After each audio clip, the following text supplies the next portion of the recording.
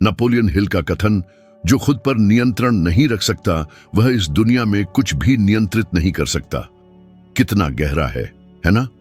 सोचिए, कितनी बार आप बेवजह ऐसी बातों से परेशान हुए हैं जिनका आप पर कोई असर नहीं होना चाहिए था। कितनी बार किसी बेतुके कमेंट, आलोचना या असफलता ने आपको रोक दिया। आज आप सीखेंगे कि कैसे किसी भी चीज से बेफिक्र रहें। कल्पना कीजिए कि हर बार जब कोई आपको चिढ़ाने की कोशिश करता है या कुछ अप्रत्याशित होता है, आपके पास दो विकल्प होते हैं, प्रतिक्रिया देना या शांत रहना। यही चुनाव, यही मोड़ रणनीतिक उदासीनता की असली ताकत है। ज्यादातर लोग कठपुतली की तरह होते हैं। छोटी छोटी आलोचनाएं, देरी, निराशाएं और सोशल मीडिया पर बेतुके कमेंट्स उनके दिन बिगाड़ देते हैं। लेकिन जो लोग बेफिक्र रहना सीख जाते हैं, उनके पास जीवन का सबसे बड़ा हथियार होता है, आत्मनियंत्रण। प्रतिक्रिया न देने का मतलब यह नहीं है कि आप निष्क्रिय या उदासीन हैं। इसका मतलब है कि आप अपनी आंतरिक शांति किसी ऐसे व्यक्ति या चीज को नहीं सौंपेंगे जो आपकी ऊर्जा के लायक नहीं है। सोचिए, आखिरी बार कब किसी ने बिना वजह आपको गाली दी या आलोचना की थी? स्वाभाविक प्रतिक्रिया होगी पलटवार करना, चिल्लाना या खुद को सही साबित करने की कोशिश करना, है ना? लेकिन अगर आप मुस्कुराकर आगे बढ़ जाते, आप उस व्यक्ति की ताकत छीन लेंगे। वह आपकी प्रतिक्रिया, आपके गुस्से, आपके बचाव की उम्मीद कर रहा था, और जब उसे कुछ नहीं मिलता तो वह हथियारहीन हो जाता है, जबकि आप और मजबूत और शांत हो जाते हैं। यह वह खामोश शक्ति है जिसे कम लोग ही जानते हैं, लेकिन हर कोई सराहता है। यह व्यवहार सिर्फ सिद्धांत नहीं है, इतिहास के महान नेताओं और विचारकों ने इसे व्यवहार में दिखाया है। उदाहरण के लिए, एंड्रयू कार्नेगी ने हिल से कहा था कि सबसे ताकतवर लोग जो उन्होंने देखे थे वे नहीं थे जो सबसे ज्यादा चिल्लाते थे या हर उकसावे पर प्रतिक्रिया देते थे, बल्कि वे थे जो तूफान में भी शांत रहते थे। इस विचार ने हिल के मानसिक शक्ति के दृष्टिकोण को ढाला, भावनाओं की अनुपस्थिति के रूप में नहीं, बल्कि उनसे नियंत्रित न होने की क्षमता के रूप में। सोचिए, कितनी बार आपने दिन या हफ्ते किसी ऐसी चीज को लेकर बिताए हैं जिसका लंबे समय में कोई महत्व नहीं था। किसी अन्यायपूर्ण आलोचना या किसी ऐसी गलती के कारण कितनी रातें नींद हराम हुई हैं जिसे किसी और को याद भी नहीं है। यह हर चीज पर प्रतिक्रिया देने की कीमत है। रणनीतिक उदासीनता इसके विपरीत है, छानना, चुनना और जानबूझकर तय करना कि क्या आपके ध्यान के योग्य है और क्या नहीं। एक दिलचस्प बात है जो इसे और पुष्ट करती है। मनोविज्ञान में शोध दर्शाते हैं कि ज्यादातर लोग घटना की आशंका से ज्यादा घटना से परेशान होते हैं। समस्याओं की कल्पना करने या मानसिक रूप से असहज स्थितियों को दोहराने का तनाव खुद घटना से कहीं ज्यादा शरीर के लिए हानिकारक होता है। यानी कई बार आपको जो होता है उससे नहीं, बल्कि जो आप अपने दिमाग में दोहराते रहते हैं उससे पराजित किया जाता है। बेफिक्र रहने की कला का अभ्यास करने से आप अपनी भावनात्मक स्थिरता और अपने स्वास्थ्य की रक्षा करते हैं। व्यावहारिक उदाहरण, काम पर कोई आपको सबके सामने अन्यायपूर्ण आलोचना करता है। ज्यादातर लोग तुरंत प्रतिक्रिया देंगे, अपना बचाव करने की कोशिश करेंगे, शायद आवाज भी तेज कर देंगे। लेकिन अगर आप शांत रहते हैं, केवल जरूरत के मुताबिक जवाब देते हैं या बिल्कुल जवाब नहीं देते हैं, दूसरे लोग आपका आत्मविश्वास देखेंगे कि आप बिल्कुल भी परेशान नहीं हुए। यह रवैया आपकी शांति बनाए रखता है और दूसरों के सामने आपकी छवि को भी ऊंचा उठाता है। निश्चित रूप से इसके लिए अभ्यास की जरूरत है। आप एक दिन में अचानक सब चीजों से मुक्त नहीं हो जाते। अभ्यास करना जरूरी है और अभ्यास छोटी छोटी बातों से शुरू होता है। लंबी कतार, किसी का रूखा व्यवहार, भयानक ट्रैफिक। इन स्थितियों में फटने के बजाय खुद से पूछें, क्या यह वास्तव में मेरे दीर्घकालिक लक्ष्यों को प्रभावित करता है? क्या यह मेरी ऊर्जा के लायक है या मैं किसी तुच्छ चीज को महत्व दे रहा हूं? यह सवाल बार बार पूछकर आप एक अदृश्य कवच बनाते हैं जो आपको जीवन के सबसे तुच्छ हमलों से बचाता है। एक और दिलचस्प बात यह है कि जो लोग इस तरह का व्यवहार करते हैं उन्हें ज्यादा भरोसेमंद और प्रभावशाली माना जाता है। इसलिए नहीं कि वे ज्यादा बोलते हैं या जबरदस्ती अपनी बात मनवाते हैं, बल्कि इसलिए कि वे अराजकता के बीच भी स्थिरता का प्रदर्शन करते हैं। और एक ऐसी दुनिया में जहां लगभग सभी लोग छोटी छोटी बातों पर बेकाबू हो जाते हैं, जो स्थिर रहता है वह एक मिसाल बन जाता है। इसलिए रणनीतिक उदासीनता कमजोरी का नहीं बल्कि शक्ति का प्रतीक है। इसे अपने जीवन में आजमाएं। अगले 60 दिनों में किसी खास तरह की उकसावे को नजरअंदाज करने का चुनाव करें। यह काम पर कोई तीखा कमेंट हो सकता है, किसी रिश्तेदार की अन्यायपूर्ण आलोचना हो सकती है, या सोशल मीडिया पर वह अनाम उपयोगकर्ता भी हो सकता है जो आपको बार बार परेशान करता है। देखें कि आपका रवैया कैसे बदलता है, आप कैसे ध्यान केंद्रित रखते हैं और समय और ऊर्जा बर्बाद किए बिना आगे बढ़ते हैं। यह छोटा सा प्रयास आपको दिखा सकता है कि आपकी अनुमति के बिना कुछ भी और कोई भी आप पर हावी नहीं हो सकता।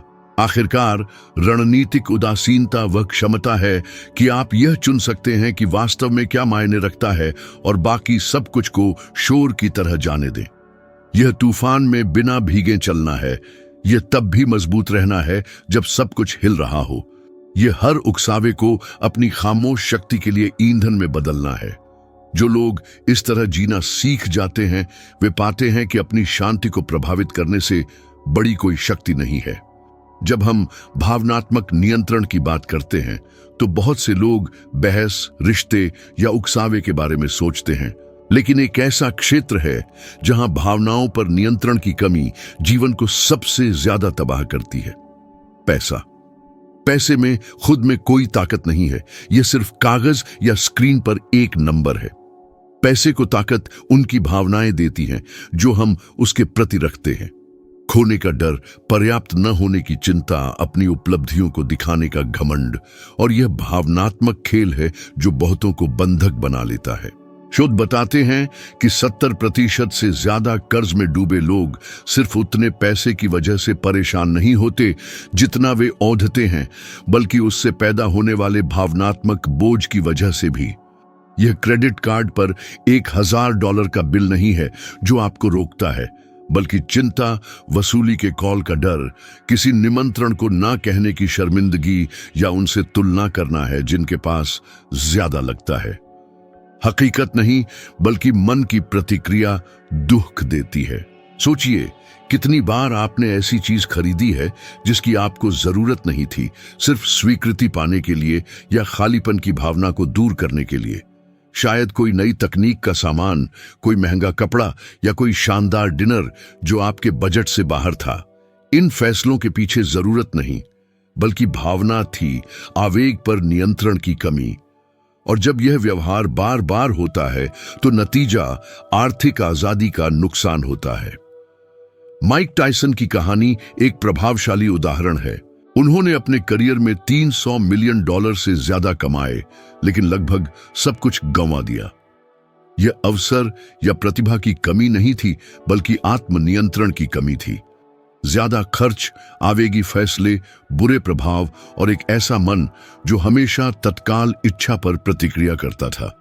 यह मामला दिखाता है कि आप कितना भी कमाए, अगर आप अपनी भावनाओं को नियंत्रित नहीं करते हैं तो पैसा उंगलियों से रेत की तरह निकल जाएगा। दूसरी तरफ ऐसे लोग हैं जिनके पास लगभग कुछ नहीं था, लेकिन उन्होंने अपने आवेगों पर काबू पाया और मजबूत संपत्ति बनाई। उदाहरण के लिए वॉरेन बफेट अरबपति इसलिए नहीं बने क्योंकि वे दिखावा करना चाहते थे या बाहरी दबावों पर प्रतिक्रिया देते थे, बल्कि इसलिए क्योंकि उन्होंने पैसे से निपटने में भावनात्मक अनुशासन को अपनाया। जब दूसरे डर से या उछाल के समय उत्साह से बह जाते थे तो वे स्थिर, धीरज और नियंत्रित रहते थे। ये वैसा ही व्यवहार है जैसे कि कुछ भी उन्हें परेशान नहीं करता, जिसमें वे आर्थिक उतार चढ़ाव भी शामिल हैं जो ज्यादातर लोगों को पागल कर देते हैं। और यहां मुख्य बिंदु है, जब आप अपनी भावनाओं का नियंत्रण पैसे को दे देते हैं तो आप कभी शांत नहीं रहते। अगर थोड़ा है तो चिंतित रहते हैं, अगर ज्यादा है तो खोने के डर से रहते हैं। लेकिन जब आप अपने मन पर काबू पा लेते हैं तो आप समझ जाते हैं कि पैसा सिर्फ एक उपकरण, एक साधन है, एक लक्ष्य नहीं। यह समझ सब कुछ बदल देती है। खुद से पूछें, कितनी बार आप पैसे की कमी के डर से किसी सपने या अवसर को छोड़ चुके हैं? कितनी बार आपने आर्थिक चिंता को अपने मूड, अपने फैसलों और यहां तक कि अपने स्वास्थ्य को नियंत्रित करने दिया है? ज्यादातर लोग कमी की इस भावना के गुलाम की तरह जीते हैं और यह भावनात्मक स्थिति एक ऐसा चक्र बनाती है जो बार बार दोहराया जाता है।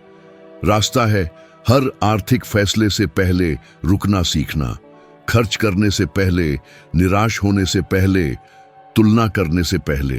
पूछें, क्या यह क्रिया मुझे उस जीवन के करीब ले जाती है जो मैं जीना चाहता हूं? क्या मैं तर्कसंगत तरीके से फैसला ले रहा हूं या सिर्फ किसी क्षणिक भावना पर प्रतिक्रिया दे रहा हूं? भावना और क्रिया के बीच का यही छोटा सा अंतर है जहां आजादी है। नेपोलियन हिल कहते थे कि बहुत से लोग ज्ञान की कमी से नहीं बल्कि भावनात्मक नियंत्रण की कमी से असफल होते हैं। महामंदी के दौरान हजारों लोगों ने सब कुछ गंवा दिया क्योंकि उन्होंने निराशा में अपनी संपत्ति बेच दी, सामूहिक भय में बह गए। जो लोग शांत रहने में कामयाब रहे, जो डर से नहीं बह गए, उन्होंने फिर से अपनी संपत्ति बनाई। ऐसा इसलिए नहीं हुआ क्योंकि वे ज्यादा बुद्धिमान थे, बल्कि इसलिए क्योंकि उन्होंने भावनाओं को, अपने चुनावों को नियंत्रित करने की अनुमति नहीं दी। असली आर्थिक स्वतंत्रता सिर्फ ज्यादा कमाने में नहीं है, बल्कि उस भावनात्मक गुलामी से मुक्त होने में है जो पैसा पैदा करता है। अगर आप आर्थिक कठिनाई के सामने भी मुस्कुरा सकते हैं, अगर आप तब भी स्पष्ट रूप से सोच सकते हैं जब ऐसा लगता है कि कुछ नहीं है, तो आप लाखों लोगों से आगे हैं।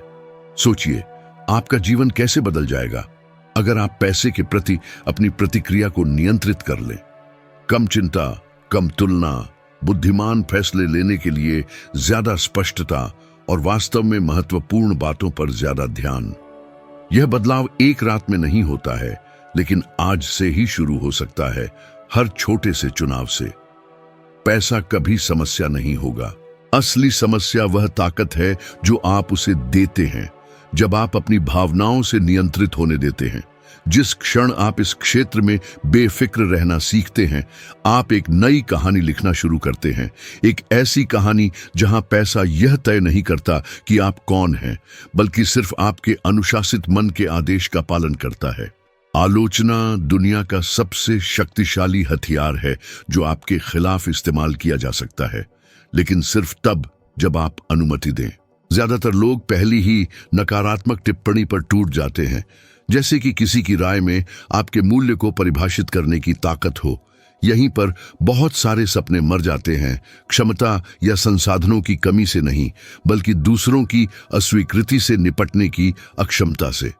नेपोलियन हिल कहते थे कि सबसे सफल लोग वे नहीं थे जिनकी कभी आलोचना नहीं हुई, बल्कि वे थे जिन्होंने आलोचना को छानना सीखा। जो उपयोगी था उसे अपनाया और जो सिर्फ शोर था उसे त्याग दिया। जब हिल ने अपनी किताब थिंक एंड ग्रो रिच प्रकाशित की, जो इतिहास की सबसे बेहतरीन आत्मविकास पुस्तकों में से एक बन गई, तो तुरंत उन पर हमला किया गया। बहुतों ने उन्हें धोखेबाज कहा, दूसरों ने कहा कि उनके विचार भ्रमपूर्ण हैं, कि यह वास्तविक दुनिया में कभी काम नहीं करेगा। सोचिए, जब आप किसी चीज को लिखने में वर्षों का अध्ययन, साक्षात्कार और अवलोकन करते हैं, तो इस तरह के आकलन को सुनने का कितना दबाव होगा। स्वाभाविक प्रतिक्रिया होगी, खुद पर शक करना, पीछे हटना, हार मान लेना। लेकिन हिल ने ऐसा नहीं किया। उन्होंने समझा कि यह अस्वीकृति उस कीमत का हिस्सा है जो लोगों के सोचने के तरीके को बदलने की कोशिश करने पर चुकानी पड़ती है। नतीजा यह है कि दशकों बाद उनकी पुस्तक की लाखों प्रतियां बिक चुकी हैं और उन्होंने पूरी पीढ़ियों को प्रभावित किया है। यह एक ऐसा बिंदु है जिस पर हमें विचार करना चाहिए। कितने विचार आपने सिर्फ इसलिए छोड़ दिए क्योंकि किसी ने कहा यह काम नहीं करेगा? कितनी आशाजनक परियोजनाएं इसलिए दफन कर दी गईं क्योंकि बाहर की कोई आवाज आपकी अपनी आस्था से ज्यादा तेज थी। आलोचना में लोगों को रोकने की यह ताकत होती है, लेकिन सिर्फ तब जब आप उसे अपने दिमाग का नियंत्रण सौंप दें। यह समझना जरूरी है कि दो तरह की आलोचनाएं होती हैं। रचनात्मक, जो सुधार के रास्ते दिखाती है, आमतौर पर ऐसे व्यक्ति द्वारा की जाती है जिसने पहले ऐसा ही रास्ता तय किया हो और जिसके पास जोड़ने के लिए कुछ मूल्यवान हो। और विनाशकारी, जो असुरक्षा, ईर्ष्या या उसे करने वाले की समझ की कमी का ही प्रतिबिंब होती है। एक को दूसरे से अलग करना महत्वपूर्ण है। पहली आपकी वृद्धि को तेज कर सकती है, लेकिन दूसरी का तभी प्रभाव होता है जब आप उसे अपने अंदर रखने का फैसला करते हैं। एक साधारण उदाहरण इससे समझने में मदद करता है। एक मूर्तिकार को किसी चीज पर काम करते हुए कल्पना कीजिए। कुछ लोग इसे देखने के लिए रुकते हैं, कुछ मूल्यवान सुझाव देते हैं और कुछ ऐसे होते हैं जो कला के बारे में कुछ भी समझे बिना काम का मजाक उड़ाते हैं।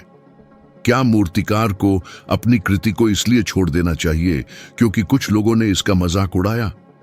जाहिर सी बात है कि नहीं। वह अपनी आंखों में जो दिखता है उसके आधार पर काम करता रहता है। जीवन में भी ऐसा ही होना चाहिए। आप यह अनुमति नहीं दे सकते कि जो आपके रास्ते को नहीं समझते उनका आकलन आपके द्वारा बनाई जा रही चीज के निर्माण को बाधित करे। शोध बताते हैं कि अस्वीकृति का डर टाल मटोल करने का एक मुख्य कारण है। बहुत से लोग कोई परियोजना शुरू नहीं करते क्योंकि वे पहले से ही उन आलोचनाओं की कल्पना कर लेते हैं जो उन्हें मिल सकती हैं। इससे एक दुष्चक्र बनता है। जितना ज्यादा आप आलोचना होने से डरते हैं, उतना ही कम आप काम करते हैं। जितना कम आप काम करते हैं, आप अपने लक्ष्यों से उतने ही दूर होते हैं। इससे बाहर निकलने का तरीका है इस खेल को उलट देना। आलोचना से भागने के बजाय उसकी प्रतीक्षा करें। समझें कि वह हमेशा आएगी, क्योंकि आलोचना इस बात का संकेत नहीं है कि आप गलत हैं, बल्कि आप आगे बढ़ रहे हैं।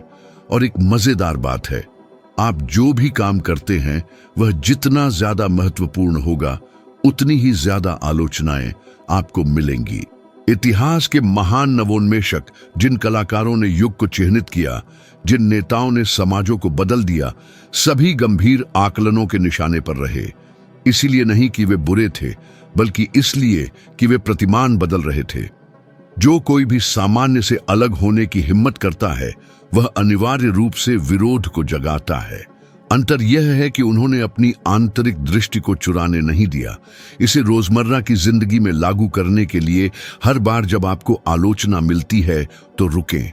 खुद से पूछें, क्या इस व्यक्ति के पास जो वह कह रहा है उसके बारे में बोलने का अनुभव है? उसने जो मुझे बताया है, क्या वह मुझे किसी तरह से विकसित होने में मदद कर सकता है? अगर जवाब हाँ है तो धन्यवाद कहें और इसे सीखने के रूप में इस्तेमाल करें। अगर जवाब नहीं है तो बस इसे जाने दें।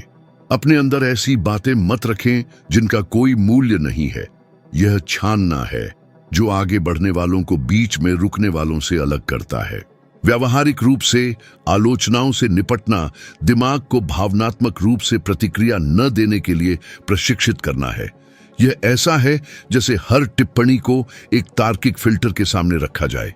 अगर काम आए तो उसे इस्तेमाल करें, अगर काम न आए तो उसे त्याग दें। और सबसे बढ़कर, कभी किसी की राय को अपनी शांति को प्रभावित करने न दें। असली ताकत शांत रहना है, एक पहाड़ की तरह मजबूत, तब भी जब दुनिया आपको शब्दों से गिराने की कोशिश करती है। जो लोग आलोचनाओं को इस तरह संभालते हैं वे आजाद हो जाते हैं, समझ जाते हैं कि सिर्फ वे ही अपने जीवन की दिशा तय करते हैं। जीवन गुलाबों का बगीचा नहीं है, है ना? हर तरफ बाधाएं, अप्रत्याशित घटनाएं, नुकसान और दबाव हैं। और यही वे क्षण हैं जब हमें असली ताकत दिखाई देती है। तब नहीं जब सब कुछ अच्छा हो रहा होता है, बल्कि जब मुश्किलें आती हैं। नापोलियन हिल, वह चतुर व्यक्ति, कहते थे कि सबसे सम्मानित और प्रभावशाली वे हैं जो दबाव में भी शांत और स्थिति के मालिक रहते हैं। बहुतों का ध्यान आवेगी प्रतिक्रियाओं में खो जाता है, जबकि जो लोग कठिन परिस्थितियों में संयम बनाए रखने की कला में पारंगत होते हैं, उन्हें एक खामोश फायदा मिलता है जो सब कुछ बदल देता है। सोचिए, कितनी बार दबाव ने आपको जल्दबाजी में फैसले लेने पर मजबूर किया है। शायद किसी कर्ज के मामले में, जब आप हताशा में ऐसा कर्ज ले लेते हैं जो और ज्यादा बोझ बन जाता है, या किसी पारिवारिक विवाद में जब गुस्से में कहे गए शब्द ऐसे घाव बना देते हैं जो आसानी से नहीं भरते। ये उदाहरण दिखाते हैं कि दबाव अपने आप में समस्या नहीं है, बल्कि हमारी उस पर प्रतिक्रिया है। जो लोग गहरी सांस लेते हैं, रुकते हैं और देखते हैं, उन्हें वहां स्पष्टता मिलती है जहां दूसरों को सिर्फ निराशा दिखाई देती है। इस बात को दर्शाती एक अद्भुत कहानी थॉमस एडिसन की है। जब उनकी प्रयोगशाला आग में जल गई, जहां वर्षों का काम और लाखों का निवेश था, तो वे उस त्रासदी में बह सकते थे, लेकिन नहीं। उन्होंने अपने परिवार को आग देखने के लिए बुलाया और कहा कि यह एक अविस्मरणीय नजारा होगा। अगले दिन उन्होंने फिर से शुरुआत की और इससे भी बड़े नवाचार सामने आए। यह प्रतिक्रिया समस्याओं के अभाव से नहीं, बल्कि दबाव में शांत रहने के सचेत चुनाव से आई थी। विज्ञान इस बात की पुष्टि करता है। मनोविज्ञान के अध्ययन दर्शाते हैं कि जब तनाव शरीर पर हावी होता है, तो मस्तिष्क का वह हिस्सा जो तार्किक निर्णयों के लिए जिम्मेदार होता है, अवरुद्ध हो जाता है। दबाव में मस्तिष्क त्वरित रास्ते चुनता है, भले ही वे लंबे समय में हानिकारक हों। लेकिन जो लोग शांत रहना सीखते हैं, वे भावनाओं के बजाय तर्क को सक्रिय करते हैं और ज्यादातर लोगों से बेहतर प्रदर्शन करते हैं। सोचिए, यह आपके जीवन को कितना बदल देगा। काम पर जब आपके सहकर्मी किसी संकट में घबरा जाते हैं, तो आप संयम बनाए रखते हैं, विकल्पों का विश्लेषण करते हैं और समाधान सुझाते हैं। बातचीत में जब अन्य लोग कुछ भी स्वीकार करने में जल्दबाजी करते हैं क्योंकि उन्हें हारने का डर होता है, तो आप शांत रहते हैं और सबसे सही समय का इंतजार करते हैं। यह रवैया न केवल आपकी शांति को बनाए रखता है, बल्कि अधिकार का भी संचार करता है। कठिन परिस्थितियों में लोग उस व्यक्ति की ओर देखते हैं जो सबसे स्थिर लगता है। लेकिन इस क्षमता का विकास कैसे करें? रहस्य यह नहीं है कि तूफान का इंतजार करें और तब खुद को नियंत्रित करने की कोशिश करें, बल्कि हर दिन अपने दिमाग को प्रशिक्षित करें, जैसे एक सैनिक युद्ध की तैयारी करता है। अनुशासन के छोटे छोटे दैनिक अभ्यास, जैसे एक ही समय पर उठना, लगातार आदतें बनाए रखना या बिना शिकायत किए परेशानियों से निपटना, बड़े क्षणों के लिए प्रशिक्षण का काम करते हैं। हर बार जब आप छोटी सी निराशा के सामने शांत रहते हैं, तो आप अपनी आंतरिक शक्ति को मजबूत करते हैं, जो आपको तब भी मजबूत बनाए रखेगी जब कोई बड़ी घटना घटेगी। क्या आप सोचते हैं कि आपने जल्दी हार मानने के कारण कितने अवसर गंवा दिए हैं? कितनी बार आप किसी आशाजनक परियोजना से हट गए क्योंकि पहली कठिनाई असहनीय लग रही थी? दबाव हमेशा रहेगा, लेकिन उसे आपका दुश्मन होने की जरूरत नहीं है। यह प्रशिक्षण का मैदान हो सकता है जहां आप खुद को साबित करते हैं कि आप तैयार हैं। अगली बार जब आपको कोई ऐसी समस्या आए जो आपको कुचलती हुई लगे, तो नजरिया बदलने की कोशिश करें। यह मेरे साथ क्यों हो रहा है सोचने के बजाय खुद से पूछें, मैं इस पल का उपयोग कैसे कर सकता हूं, यह दिखाने के लिए कि मैं नियंत्रण में हूं। यह छोटा सा बदलाव दबाव को अवसर में बदल देता है। जब बहुत से लोग टूट जाते हैं, तो जो लोग दृढ़ रहते हैं वे आदर्श बन जाते हैं। दबाव में शांति केवल एक प्रशंसनीय गुण नहीं है, बल्कि एक शक्तिशाली रणनीति है। जो लोग घबराहट में नहीं बहते, वे पाते हैं कि सबसे बड़े तूफानों में भी स्पष्टता से आगे बढ़ना और मजबूत होकर निकलना संभव है। यह उन लोगों के सबसे बड़े रहस्यों में से एक है जो अडिग लगते हैं। वे दबाव से नहीं बचते, बल्कि उसे दुनिया को दिखाने के लिए एक मंच के रूप में इस्तेमाल करते हैं कि कुछ भी उनकी उपस्थिति, ध्यान और शक्ति को नहीं छीन सकता। मानव के अधिकतर दुखों का कारण यह नहीं है कि क्या होता है, बल्कि उन चीजों से लगाव है जिन्हें हम नियंत्रित नहीं कर सकते। यह ऐसा है जैसे मन वास्तविकता को स्वीकार करने से इनकार कर देता है और अतीत को फिर से लिखने या भविष्य को नियंत्रित करने पर जोर देता है। यह जरूरत कि सब कुछ हमारे तरीके से हो एक अदृश्य जेल बन जाती है। नेपोलियन हिल समझते थे कि सच्ची मानसिक शक्ति तब पैदा होती है जब हम छोड़ना सीखते हैं। जो हमारी पहुंच से बाहर है उसे जाने देते हैं। उनके जीवन का एक उदाहरण इसे दर्शाता है। 1929 में महामंदी के दौरान उन्होंने देखा कि उनके लगभग सभी व्यवसाय चौपट हो गए। उन्होंने लगभग सब कुछ खो दिया। ज्यादातर लोग हताशा में समर्पण कर देते और बहुतों ने फिर कभी उठने की कोशिश नहीं की। लेकिन हिल ने अलग तरह से प्रतिक्रिया दी। उन्होंने समझा कि वे आर्थिक मंदी को नहीं बदल सकते, वे दिवालिया होने को नियंत्रित नहीं कर सकते, लेकिन वे अपनी प्रतिक्रिया को नियंत्रित कर सकते हैं। और इस दर्दनाक प्रक्रिया से, हानि और पुनर्निर्माण से उनके कुछ सबसे बड़े उपदेश पैदा हुए। सबक स्पष्ट है, जब आप उस चीज को छोड़ देते हैं जिसे आप नियंत्रित नहीं कर सकते, तो आप कुछ नया बनाने के लिए जगह बनाते हैं। कितनी रातें आप किसी टूटे हुए रिश्ते, किसी काम के न चलने या किसी गंवाए हुए अवसर के बारे में सोचते हुए बिता चुके हैं। मन इन पलों को फिर से जीने पर जोर देता है, जैसे कि वह उन्हें बदल सकता है। लेकिन इसका एकमात्र परिणाम और अधिक दुख है। यह ऐसा है जैसे हाथों में पानी पकड़ना। जितना ज्यादा आप दबाते हैं, उतनी ही तेजी से वह निकल जाता है। ताकत पकड़ने में नहीं, बल्कि बहने देना सीखने में है। इसका मतलब यह नहीं है कि जीवन से हार मान लेना या सब कुछ निष्क्रिय रूप से स्वीकार करना। इसका अर्थ है अपनी ऊर्जा उस पर केंद्रित करना जो आपकी पहुंच में है। आप नियंत्रित नहीं करते कि कोई कंपनी दिवालिया होगी या नहीं, लेकिन आप नियंत्रित करते हैं कि आप खुद को कैसे फिर से बनाएंगे। आप नियंत्रित नहीं करते कि कोई जाना चाहता है या नहीं, लेकिन आप नियंत्रित करते हैं कि आप उस अनुपस्थिति से कैसे निपटेंगे। आप ट्रैफिक को नियंत्रित नहीं करते, लेकिन आप नियंत्रित करते हैं कि इंतजार के दौरान आप क्या करेंगे।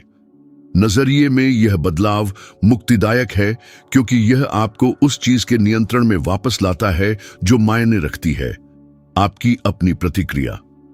मनोविज्ञान के अध्ययन इस बात की पुष्टि करते हैं। शोध दर्शाते हैं कि जो लोग अपने नियंत्रण से बाहर की घटनाओं को स्वीकार करते हैं, उनमें तनाव और चिंता का स्तर कम होता है, साथ ही कल्याण अधिक होता है। वे अपरिवर्तनीय को बदलने की कोशिश में ऊर्जा बर्बाद नहीं करते हैं और उनके पास स्पष्टता और शक्ति होती है जहां वे बदलाव ला सकते हैं।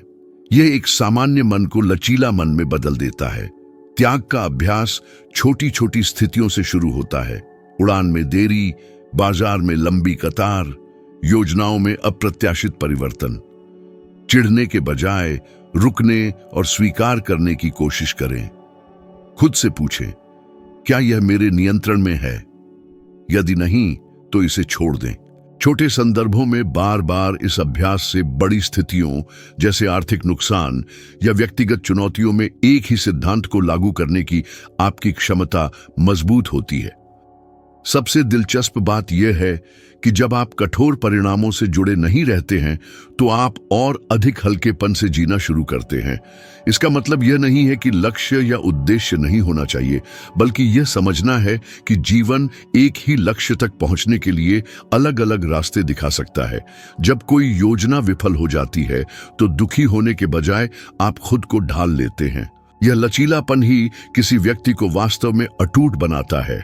और यहाँ एक चुनौती है, अगले कुछ दिनों में ऐसी किसी चीज को छोड़ दें जो आपके नियंत्रण से बाहर है। यह किसी का विचार हो सकता है, कोई ऐसा परिणाम जो आपकी इच्छा के अनुसार नहीं रहा, या रोजमर्रा की जिंदगी की कोई छोटी सी निराशा। देखें कि उसे जाने देने पर आपको कैसा लगता है। हर बार जब आप सफल होते हैं, तो आप देखेंगे कि आपकी ऊर्जा संरक्षित है और उसका उपयोग उस चीज के लिए किया जा सकता है जो वास्तव में मायने रखती है। अंत में, जाने देना हारना नहीं है, बल्कि जगह बनाना है। यह उस चीज को जाने देना है जिसे जाने की जरूरत है, ताकि नई संभावनाएं आ सकें। यह धारा के विरुद्ध लड़ना बंद करना और जीवन के साथ बहना सीखना है। जैसे एक नदी जो चट्टानों के चारों ओर बहती है, उन्हें नष्ट करने की कोशिश करने के बजाय। जो लोग इस कला में पारंगत होते हैं, वे पाते हैं कि सबसे अधिक अनिश्चितताओं के बीच भी शांति से चलना संभव है। क्योंकि जब आप उस चीज को छोड़ देते हैं जिसे आप नियंत्रण नहीं कर सकते, तो कुछ भी आपकी आंतरिक स्थिरता को नहीं छीन सकता। मौन सबसे कम आंकी जाने वाली लेकिन सबसे शक्तिशाली हथियारों में से एक है। एक ऐसी दुनिया में जो कभी रुकती नहीं है, जहां सभी ध्यान आकर्षित करने के लिए प्रतिस्पर्धा करते प्रतीत होते हैं।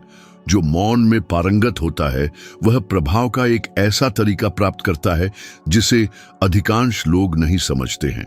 लोग मानते हैं कि उन्हें खुद को सही ठहराने, हर चुनाव की व्याख्या करने, तुरंत जवाब देने की जरूरत है। हालांकि जितना अधिक आप बोलते हैं उतना ही आप अपनी कमजोरियों को उजागर करते हैं। इसके विपरीत मौन रहस्य का एक स्थान बनाता है, अदृश्य शक्ति का एक क्षेत्र जो दूसरों को संदेह की स्थिति में रखता है। नेपोलियन हिल का मानना था कि सच्चे बलशाली को अपने कदमों की घोषणा करने की जरूरत नहीं होती है। वे चुपचाप आगे बढ़ते हैं और परिणामों को अपने लिए बोलने देते हैं। सोचिए कितनी बार आप जवाब देने में जल्दबाजी में रहे हैं और बाद में पछतावा हुआ है।